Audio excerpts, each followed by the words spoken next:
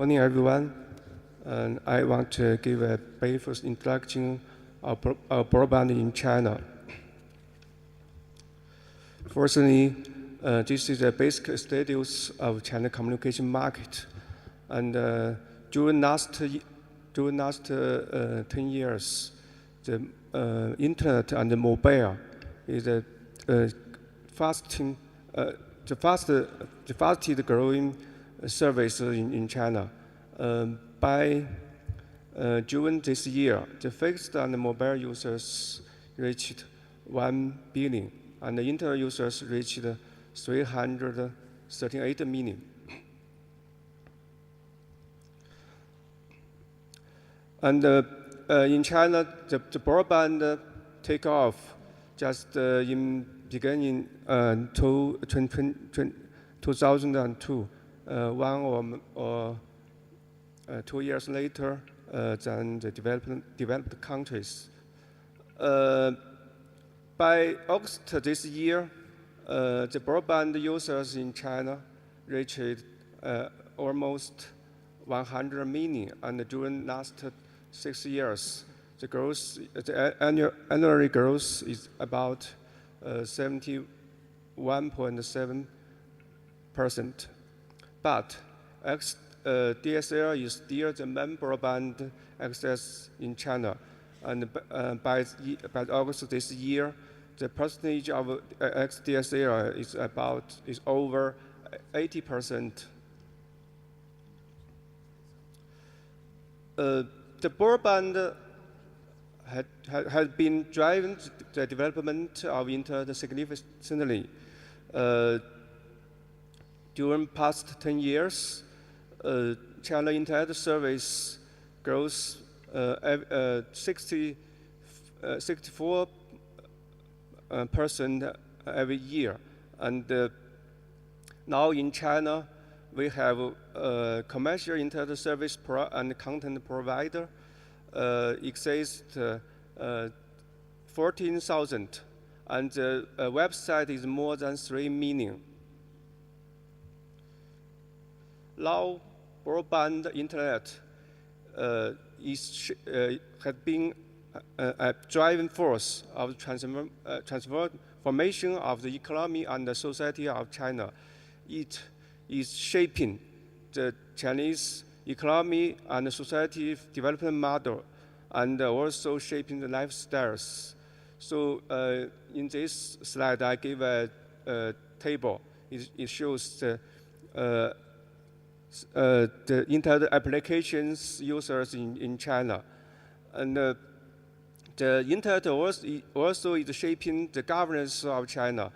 Up to now, all the branches of the central government and all the province government, or most of the city governments, they use the portal websites to provide services for the public citizens. And in last year, the scale of e-commerce of China reached 33.1 trillion renminbi, which is 9.7% of the total retail turnover. The e-commerce had become the very important engine of Chinese economy growth. However, the broadband in China is still in a low development level. Firstly, there is a big gaps compared to the developed areas. For example, the penetration rate of broadband in China is just only 6.3% in last year, which is 15% lower than OECD averaging level. And the average speed of broadband in China is less than 1 Mbps. It's just about 10% of the OECD averaging level. And FTTH is just in the initial stage. Secondly, bridging the digital divide is still a tough work in the future. in China. Now there are more than 34,000 local countries and over 600,000 administrative villages.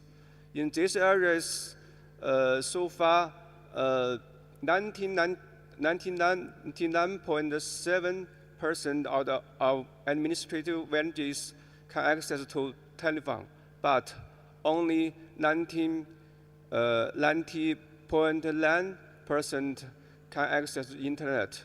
And the local countries now in China, 95.6 country areas can access the broadband.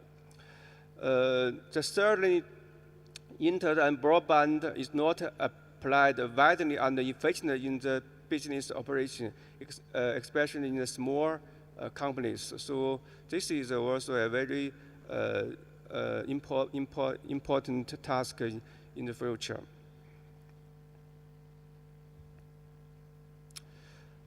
For the next generation broadband, FTTH it will be a long-term challenges in China, and the rural area broadband development will be another challenges.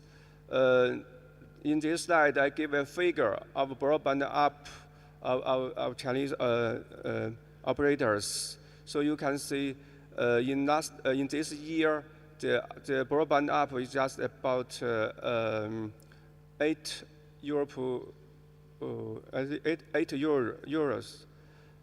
So compared to the broadband app, the cost of FTTH, FTTP is still high in China. And the rural area lack of fund. So how to promote the broadband use, broadband network in this area is a tough task that in the future we will face. Chinese government understand the broadband internet importance and is taking off effort to the government, to the development of government in past years. Okay. We have made some national strategies to promote broadband in China. And in this year, 1999, Beijing elected the first program plan of the communication infrastructure. The target to 20 megabits for family internet access and 10 gigabits for business access by the year of 2012. But what is how to promote the broadband in China is still a long-term challenges. And now we faced a new opportunity. It's a mobile broadband and a mobile internet. I gave a figure. It shows the mobile internet development status in China. Now we can see in the first half of this year, we have 155 million mobile internet users. It's just the level is just similar to the total internet development 2 years ago.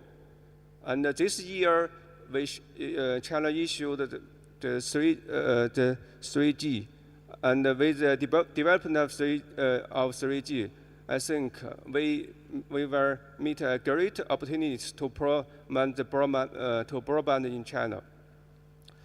So this is my presentation. Thank you very much. Thank you very much. One question. You mentioned at the end the opportunity of mobile telecommunications.